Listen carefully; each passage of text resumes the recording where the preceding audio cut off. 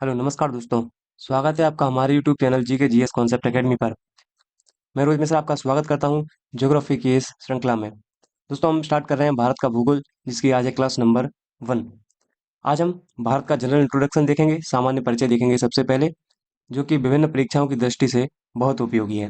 चलिए आज का लेक्चर प्रारंभ करते हैं। देखिए दोस्तों, सबसे पहले हम बात करते हैं अपने भारत की। तो हम देखते हैं कि भारत किस कॉन्टिनेंट का भाग था और वर्तमान में सिचुएशन कैसी है हमारी। तो देखिए दोस्तों, ये वर्ल्ड मैप का कुछ हिस्सा है जिसमें हम यूरोप, एशिया और अफ्रीका की बात करने वाले हैं। दोस्तों ये जो यूरोप और एशिया है, इन दोनों कॉन्टिनेंट को मिला के बोला जाता है यूरेशिया। और यूरेशिया में जो यहाँ पर रॉक्स पाई जाती हैं, दैट इज अंगारा लैंड रॉक्स। अंगारा लैंड चट्टानें यहाँ पर पाई जाती हैं। ये रहा अफ्रीका। अफ्रीका में जिस टाइप की चट्टानें मिलती हैं उन्हें बोलते हैं गोंडवाना रॉक्स, अर्थात गोंडवाना लैंड की चट्टान। अब दोस्तों अगर हम बहुत स्टार्टिंग की बात करेंगे, जब पृथ्वी का उद्भव हुआ था, तो उस समय ये पार्ट यहाँ पर तैथिस सागर था। ठीक है। और जो ये प्लेट लगी है जिसको हम बोलते हैं इंडियन प्लेट, ये अफ्रीका कॉन्टिनेंट का हिस्सा थी।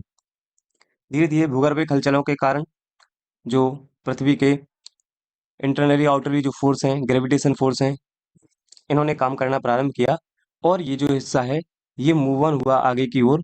और आप देखेंगे ये बाद में जाके इस तैथिस सागर से टकराकर यहाँ पे, जिसको हम बोलते हैं यूरेशिया, यूरेशिया से यहाँ पे अटैच हो जाता है।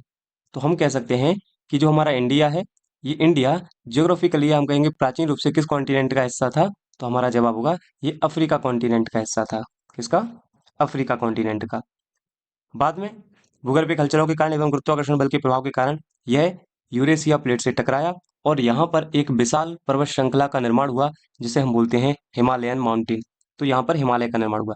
तो आज जहाँ पर हिमालय है, प्राचीन समय में वहां पर क्या हुआ करता था? तो देखिए हम बताएंगे, यहाँ पर हुआ करता था पहले तैथिस सागर। तो तैथिस सागर में मलबों के जमाव के कारण और Indian Australian Indo Australian plate के टकराने से यहाँ पर हिमालय का उद्भव हुआ, ओरिजिन हुआ। तो ये तो हुआ हिमालय का कहानी दोस्तों। और हम बात करते हैं अपने इंडिया की। अब हम जानते हैं संपूर्ण यूरोप और एशिया में जो चट्टानें पाई जाती हैं, ये किस प्रकार की चट्टानें पाई जाती हैं? हमारा जवाब होगा अंगारा लैंड रॉक्स, अंगारा लैंड चट्टानें। लेकिन वहीं हम दोस्तों इसी कॉन्टिनेंट में अगर हम भारत की बात करते हैं, तो हमारे इंडिया में जो रॉक्स पाई जाती हैं, that is Gondwana rocks, Gondwana चट्टानें पाई जाती हैं। क्यों पाई जाती हैं? हमने देखा क्योंकि जो हमारा इंडिया है, ये प्राचीन रूप से अफ्रीका कॉन्टिनेंट का भाग था और अफ्रीका कॉन्टिनेंट में जो रॉक्स पाई जाती हैं, दैट इज गोंडवाना लैंड। इसलिए हमारे भारत में गोंडवाना चट्टानें पाई जाती हैं। क्लियर है दोस्तों? तो ये तो रहा एक बेसिक इन्फॉर्मेशन कि प्राचीन रूप से। और अगर हम प्रेजेंट में बात करेंगे तो वर्तमान में भारत जो है एशिया कॉन्टिनेंट का पार्ट है।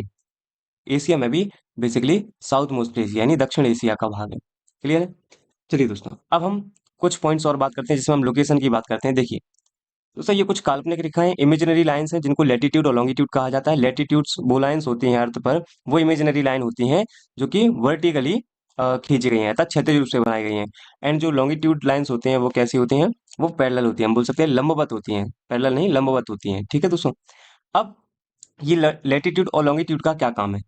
ये लैटिट्यूड और लॉन्गिट्यूड दोस्तों समय को निर्धारित करते हैं, जलवायु क्लाइमेट को निर्धारित करते हैं। इनका बहुत बड़ा योगदान है जो कि हम आगे देखेंगे। अभी फिलहाल हम लोकेशन में इनका देखते हैं कि लोकेशन में इनका क्या योगदान है, किसी भी देश की अवस्थिति में इनका क्या योगदान है। तो अवस्थिति में दोस्तों ये है 0 डिग्री का लैटिट्यूड। इस 0 डिग्री के लैटिट्यूड से ऊपर जो कुछ होगा वो नॉर्थ पोल कहलाएगा, यानी उत्तरी ध्रुव, या हम कहेंगे उत्तरी गोलार्ध, नदर्न हेमिस्फेयर कहलाएगा। और इस इक्वेटर से जो नीचे की ओर होगा वो सदर्न हेमिस्फेयर अर्थात दक्षिणी गोलार्ध कहलाएगा। इसी प्रकार से ये 0 डिग्री का लॉन्गिट्यूड है। 0 डिग्री के लॉन्गिट्यूड के आप ईस्ट डायरेक्शन में जाओगे तो यहाँ पर ये पूर्वी गोलार्ध कहलाएगा, और आप वेस्ट डायरेक्शन में जाओगे तो यहाँ पे ये पश्चिमी गोलार्ध कहलाएगा। अब मान लीजिए कोई देश इक्वेटर के ऊपर साइड, अपर साइड में स्थित है, अर्थात नॉर्थ साइड में स्थित है, तो हम कहेंगे कि वो देश जो है उत्तरी गोलार्ध में स्थित है। और यदि इस 0 डिग्री के ईस्ट में कोई देश स्थित है तो हम कहेंगे वो पूर्वी गोलार्ध में स्थित है, या हम कहेंगे वेस्ट में स्थित है तो वह पश्चिमी गोलार्ध में स्थित। इसी प्रकार से इक्वेटर के जो नीचे अर्थात साउथ में स्थित है, हम कहेंगे दक्षिणी गोलार्ध में स्थित है। तो लॉन्गिट्यूड और लैटिट्यूड ये किसी देश की लोकेशन, किसी कंट्री की लोकेशन के बारे में भी बताते हैं, समय निर्धारण के बारे में भी बताते हैं, और साथ ही क्लाइमेट के बारे में भी बताते हैं। जैसे जैसे हम आगे बढ़ेंगे इन सबको हम देखेंगे।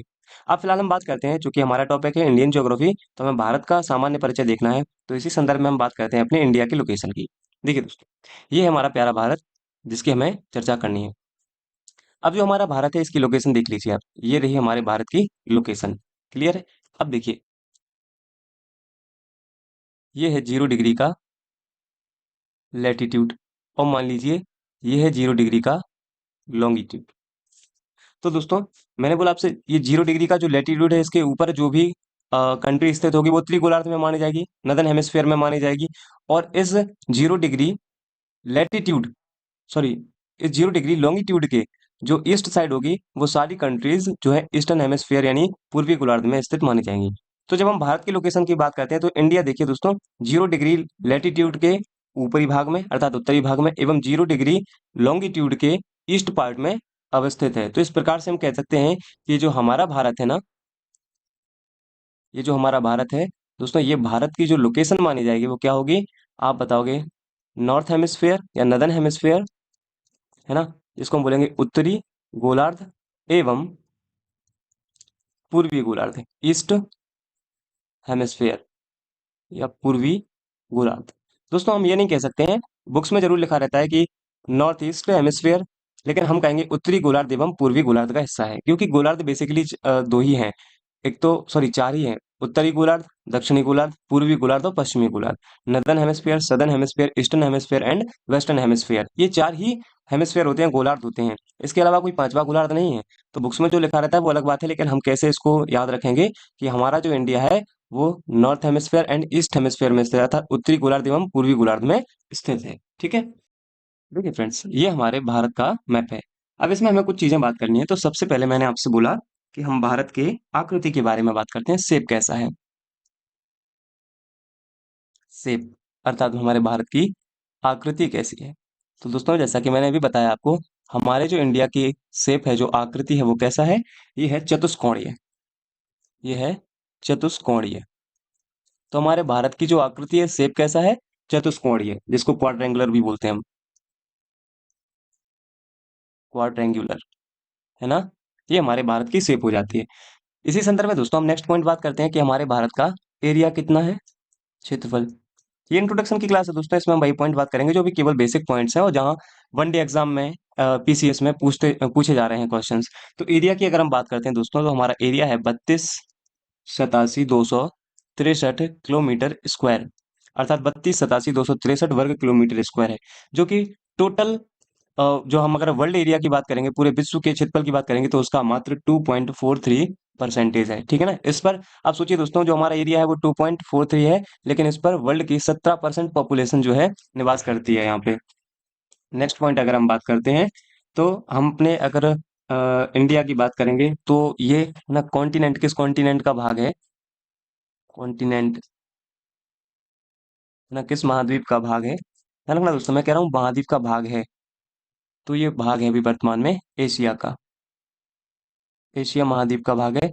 एशिया में भी दोस्तों ये साउथ एशिया का, एशिया भी ना सेंट्रल एशिया, नॉर्थ एशिया, तो इसमें भी ये साउथ एशिया का पार्ट है, अर्थात हम कह सकते हैं दक्षिणी एशिया, ये दक्षिणी एशिया का भाग है हमारा इंडिया। क्लियर है। नेक्स्ट अगर हम बात करते हैं, नेक्स्ट देखिए दोस्तों, हमारा जो इंडिया है, ये अगर हम बात करेंगे, ये seventh largest country in the world है, seventh largest country in the world. यह विश्व की सात, ये जो हमारा देश है विश्व का सातवां बड़ा देश है, सातवां बड़ा देश है। अब सातवां बड़ा देश है यानी कि इससे छह बड़े देशों के बारे में हमें देखना पड़ेगा कि इससे छह बड़े देश और कौन कौन से हैं। चलिए आइए हम एक नजर इस पे भी डालते हैं। देखिए, सबसे बड़ा देश अकॉर्डिंग टू एरिया, क्षेत्रफल की दृष्टि से, और यह ध्यान रखें दोस्तों हम क्षेत्रफल की बात कर रहे हैं यहाँ पे, एरिया की बात करें तो सबसे पहले आता है रूस। रूस के बाद दोस्तों आता है कनाडा। कनाडा के बाद दोस्तों आता है चीन, चाइना। चीन के बाद मित्रों आता है अमेरिका, अमेरिका। अगर हम अमेरिका की बात करेंगे तो अमेरिका के बाद आता है दोस्तों ब्राजील, अमेरिका के बाद ब्राजील। एवं अगर हम ब्राजील के बाद बात करेंगे तो ब्राजील के बाद आता है, ब्राजील के बाद आता है ऑस्ट्रेलिया, ऑस्ट्रेलिया। एंड अगर हम ऑस्ट्रेलिया के भी बात करेंगे तो ऑस्ट्रेलिया के बाद आता है हमारा प्यारा भारत, है ना। तो देखिए, first, second, third, fourth, fifth, sixth and that is seventh largest country in the world. तो क्षेत्रफल की दृष्टि से हम विश्व में 7वें नंबर पर हैं और पहले नंबर पे है रूस। ठीक है, तो हमारा लोकेशन हो गया है, हम उत्तर पूर्वी गोलार्ध में या उत्तरी गोलार्ध एवं पूर्वी गोलार्ध में स्थित हैं। अब हम बात करते हैं कि जो हमारा भारत है, ये देखिए भारत का अगर हम लोकेशन की बात करते हैं तो भारत के उत्तर में क्या है, दक्षिण में क्या है, पूर्व में क्या है, पश्चिम में क्या है, ये सारी बातें पूछी जाती हैं। चलिए हम इसकी बात करते हैं सबसे पहले। देखिए, मान लीजिए ये हमारा भारत है, दैट इज इंडिया, भारत। अब भारत के चारों ओर क्या क्या है, हम ये देखते हैं सबसे पहले।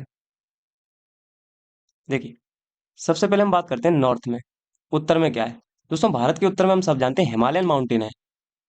क्या है? हिमालय, हिमालय माउंटेन।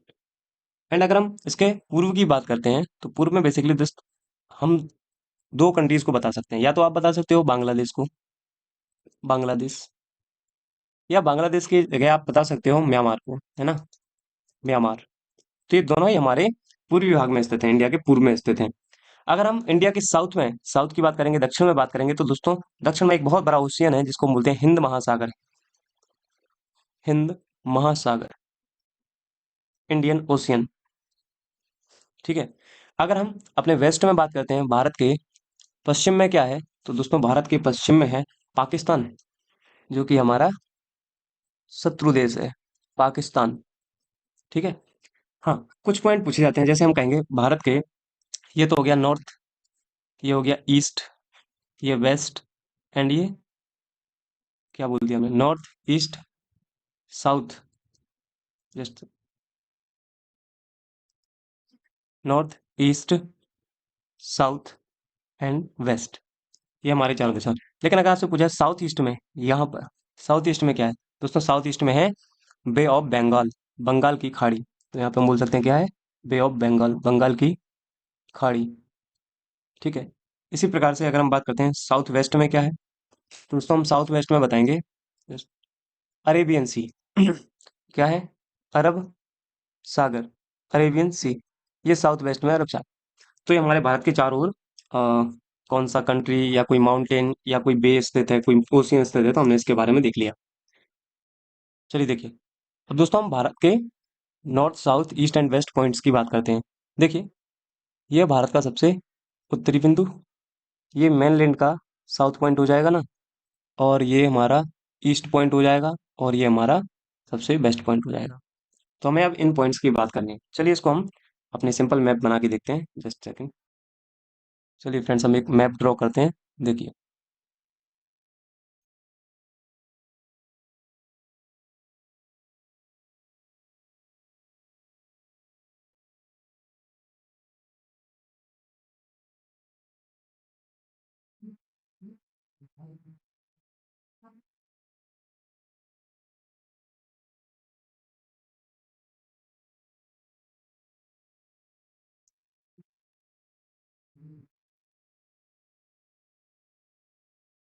चलिए दोस्तों, देखिए सबसे पहले हम बात करते हैं अपने नॉर्थ पॉइंट की। तो यहाँ पे होगा हमारा नॉर्थ पॉइंट, ये हमारा होगा यहाँ पे साउथ पॉइंट, ये हमारा होगा यहाँ पे ईस्ट पॉइंट, और ये होगा हमारा यहाँ पे वेस्ट पॉइंट।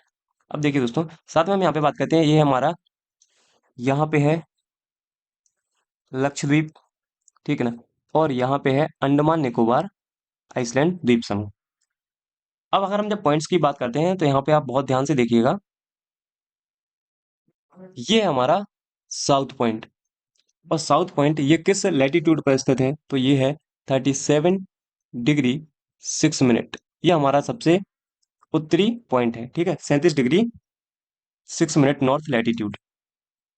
अगर हम यहाँ पे साउथ, अगर मेनलैंड के साउथ पॉइंट का बात करेंगे, तो that is Cape Comorin, Cape Comorin, ये केप कोमोरिन।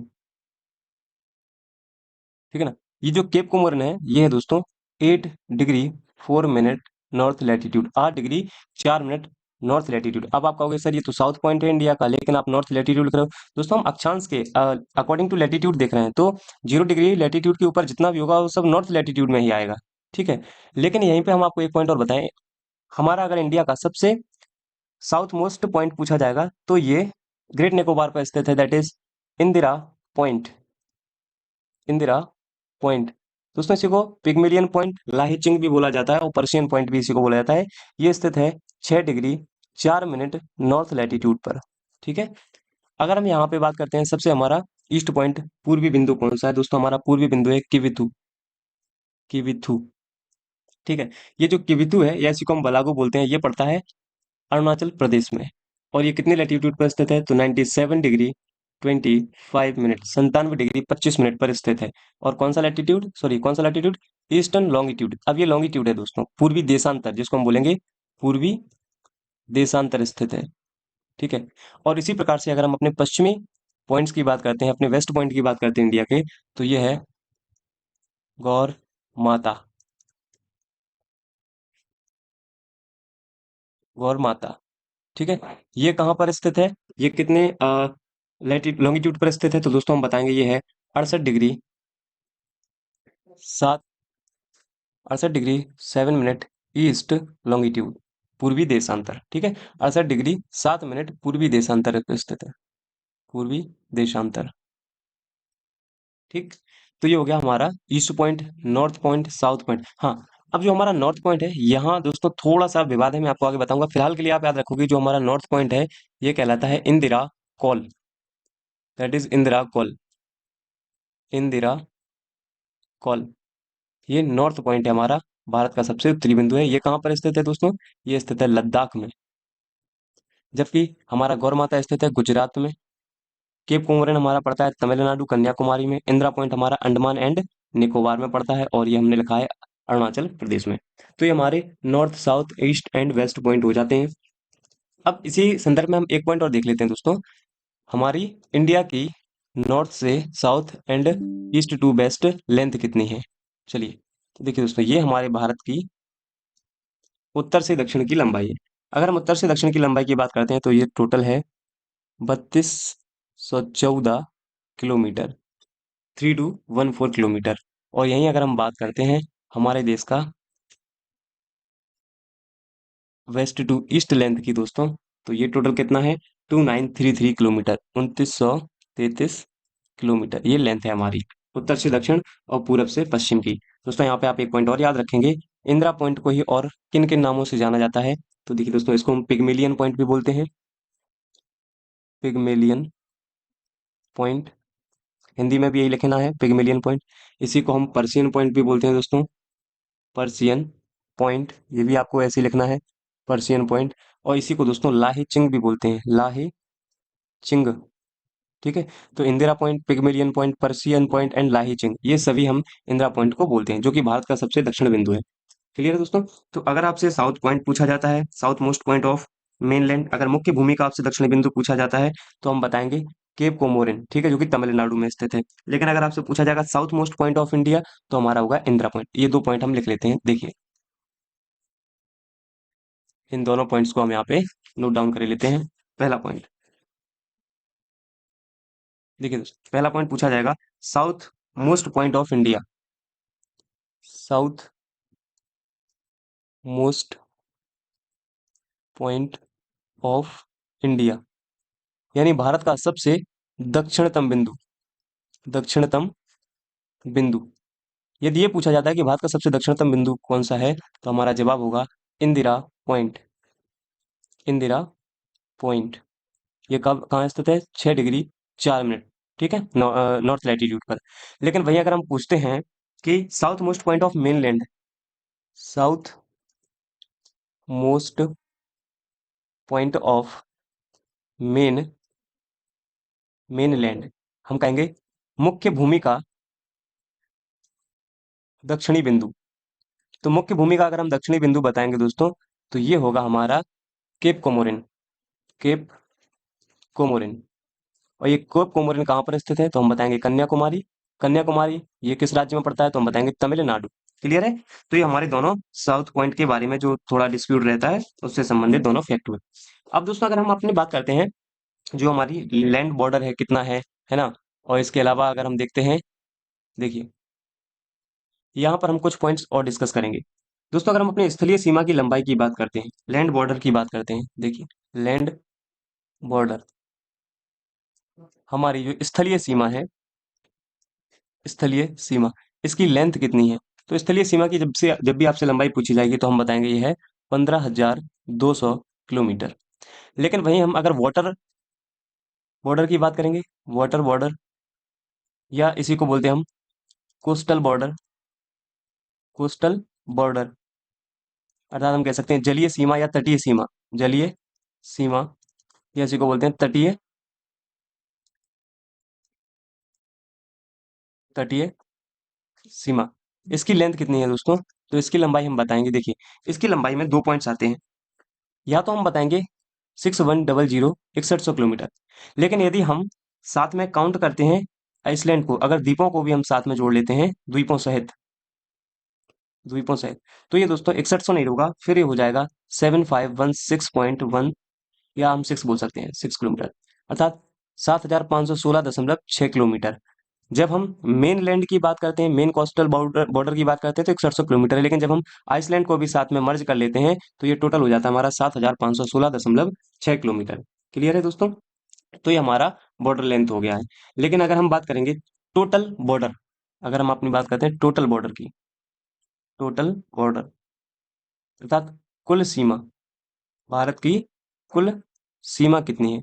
तो जब हम टोटल बॉर्डर बताते हैं तो इसमें दोस्तों हमारा कोस्टल बॉर्डर भी काउंट होगा और हमारा लैंड बॉर्डर भी काउंट होगा। तो हम बोल सकते हैं coastal border is equal to land border, अर्थात स्थलीय सीमा, प्लस वाटर बॉर्डर, वो भी आइसलैंड को मर्ज करके, वाटर बॉर्डर।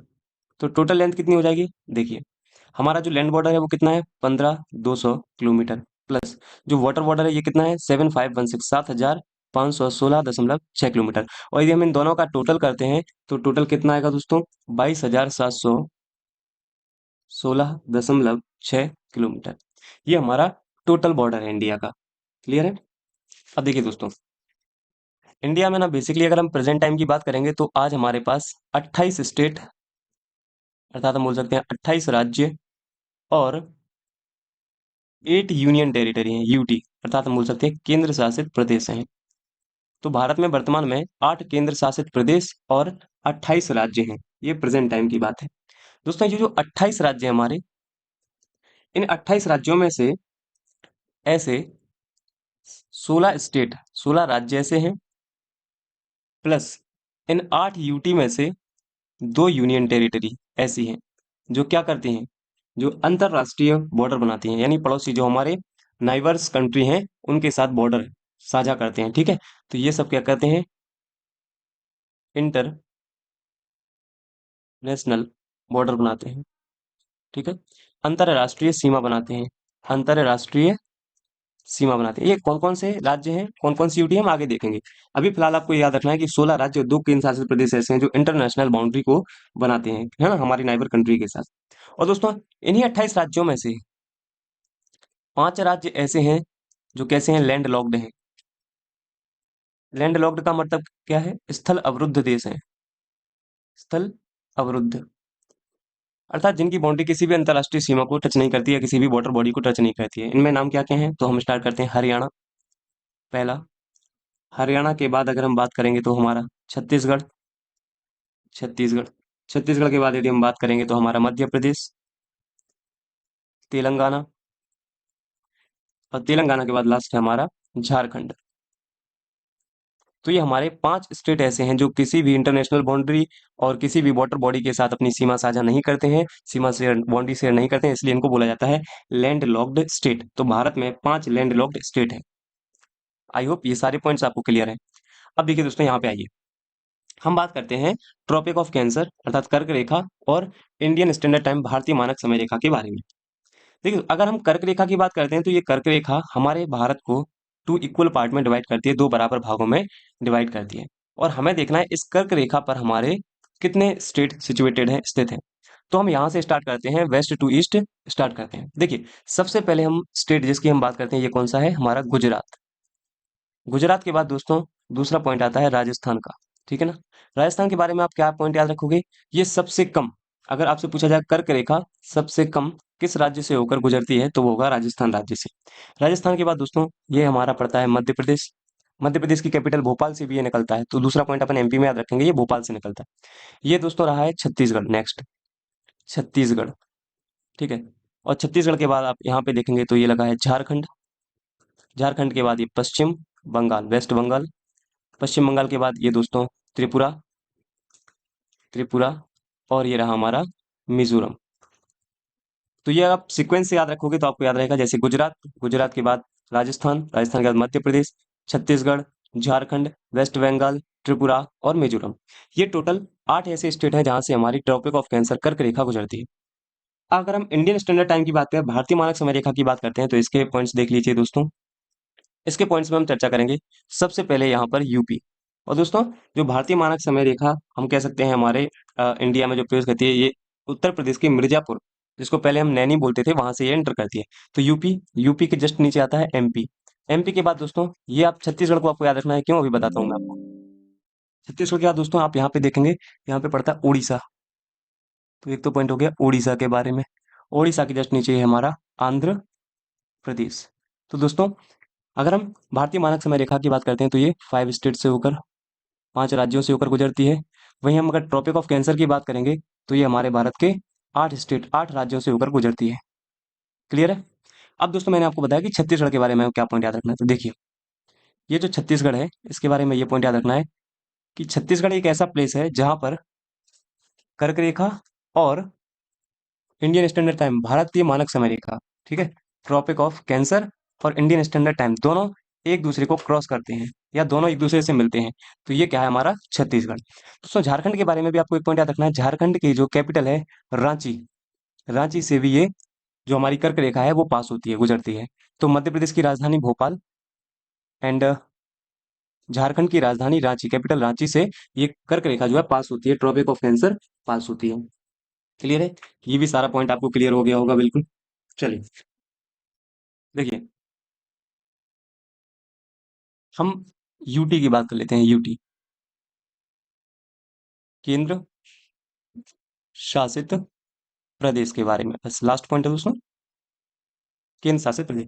सबसे पहले हम बात करते हैं, हमारे यहाँ भी केंद्र शासित प्रदेशों की कुल संख्या कितनी है। तो हम बताएंगे टोटल 8 केंद्र शासित प्रदेश हैं, 8 यूनियन टेरिटरी। कौन कौन सी 8 हम देख लेते हैं। पहला लद्दाख, ठीक है, लद्दाख हो गया। सेकंड जे एंड के अर्थात Jammu Kashmir. Third Chandigarh. Then fourth New Delhi, Nai Delhi. Nai Delhi के बाद यदि हम बात करते हैं 5वें नंबर पे, तो दमन दीव एंड दादर नागर हवेली।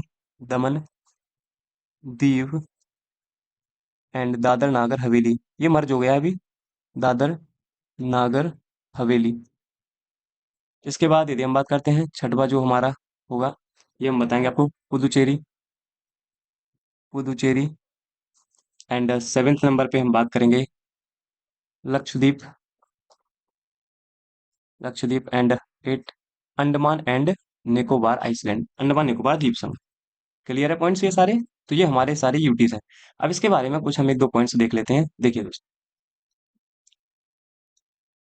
जैसे हम बात करते हैं लद्दाख और जम्मू कश्मीर के बारे में, तो लद्दाख और जम्मू कश्मीर के बारे में आपको क्या पॉइंट याद रखना है। देखिए, ये लद्दाख और जम्मू कश्मीर की अगर हम बात करते हैं दोस्तों, सबसे पहले अभी 31 अक्टूबर 2019 को एक बिल आया था, जिसके तहत 2 नवंबर 2019 से इनको यूटी में मर्ज कर दिया गया, ये यूटी कहलाने लगे हैं, ठीक है। इनमें से जो दोस्तों लद्दाख है, Ladakh is a largest UT, ये सबसे बड़ी, लार्जेस्ट यूनियन टेरिटरी, सबसे बड़ा केंद्र शासित प्रदेश है अकॉर्डिंग टू एरिया, है ना, एरिया वाइज, अर्थात हम कह सकते हैं क्षेत्रफल की दृष्टि से ये भारत का सबसे बड़ा केंद्र शासित प्रदेश है। इसमें 2 जिले हैं दोस्तों, एक तो कारगिल, दूसरा लद्दाख की कैपिटल क्या है दोस्तों, लद्दाख की कैपिटल है लेह, इसलिए लेह। तो इसमें 2 डिस्ट्रिक्ट, कारगिल और लेह। और 2 नवंबर 2019 को इसको यूटी का जो है दर्जा मिला है, ठीक है। चंडीगढ़ के बारे में कुछ याद नहीं रखना है। नई दिल्ली के बारे में एक पॉइंट याद रखना है, ये भी लार्जेस्ट यूटी है, ये भी लार्जेस्ट यूटी, यानी सबसे बड़ा केंद्र शासित प्रदेश है। लेकिन किस संदर्भ में, किस रेफरेंस में, तो हम बात करेंगे अकॉर्डिंग टू पॉपुलेशन, अर्थात जनसंख्या के आधार पर। जनसंख्या के आधार पर यह सबसे बड़ा केंद्र शासित प्रदेश है। लेकिन लक्षद्वीप के बारे में हम याद रखेंगे, ये स्मॉलेस्ट यूटी है। स्मॉलेस्ट यूटी यानी सबसे छोटा केंद्र शासित प्रदेश। किस रेफरेंस में? ये एरिया के रेफरेंस में भी आप बात कर लो, चाहे चाहे पॉपुलेशन के बारे में बात करो, अर्थात चाहे हम जनसंख्या की दृष्टि से देखें या हम क्षेत्रफल की दृष्टि से देखें, दोनों दृष्टियों से सबसे छोटा यूटी अगर कोई है तो वो है लक्षद्वीप। अब दोस्तों, अगर हम दमन दीव एवं दादर नागर हवेली की बात करेंगे, पहले ये, अगर हम बात करेंगे 2020 से ना पहले ये दोनों अलग अलग यूटी हुआ करती थी, दमन एवं द्वीप एंड दादर नागर हवेली। लेकिन 2020 में, कब? 26 जनवरी 2020, 2020 से इन दोनों यूटी को मर्ज करके एक यूटी में कन्वर्ट कर दिया गया है। इसलिए अब इसको बोला जाता है दमन एवं दीप तथा दादर नागर हवेली। ये एक यूटी हो चुकी है। पहले ये अलग अलग हुआ करती थी, जिसमें दमन एवं द्वीप और दादर नागर हवेली अलग अलग हुआ करती थी, लेकिन वर्तमान में यानी 26 जनवरी 2020 से अब इन दोनों को मर्ज करके एक ही यूटी में कन्वर्ट कर दिया गया है, जिसमें दोस्तों इनकी कैपिटल जो होगी वो दमन होगी। दमन दीव एवं दादर नागर हवेली की जो कैपिटल है वो दमन है। और दीव एकमात्र ऐसा इस यूटी का भाग है जो पूरी तरह से आइसलैंड है, अर्थात द्वीपीय भाग है इसका, है ना। ये भी पॉइंट आपको याद रखना है। नेक्स्ट हम बात करते हैं दोस्तों पुदुचेरी की। देखिए, हमें बात करनी है पुदुचेरी के बारे में। हम जानते हैं इस पुदुचेरी में टोटल 4 जिले हैं। ये 4 जिले कौन कौन से हैं? माहे, स्वयं पुदुचेरी,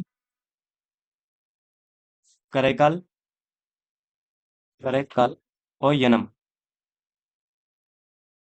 यनम, यनम,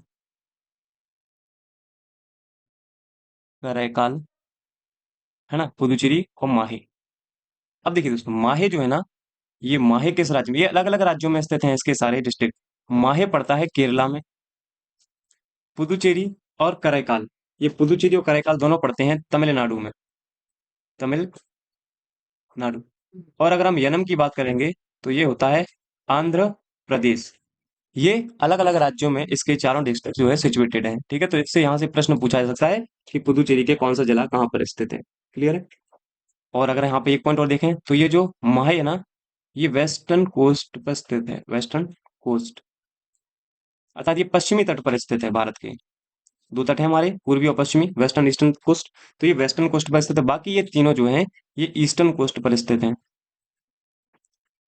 अर्थात हम चलते हैं पूर्वी तट पर स्थित है। ठीक है, तो दोस्तों, आज का लेक्चर हम मैं यहीं पर करता हूँ। अगर आपको हमारा वीडियो पसंद आया हो तो वीडियो को लाइक करें, कमेंट करें। यदि हमारे चैनल पर नए हैं तो हमारे चैनल को सब्सक्राइब करें और हमारे वीडियो लेक्चर को ज़्यादा से ज़्यादा शेयर करें।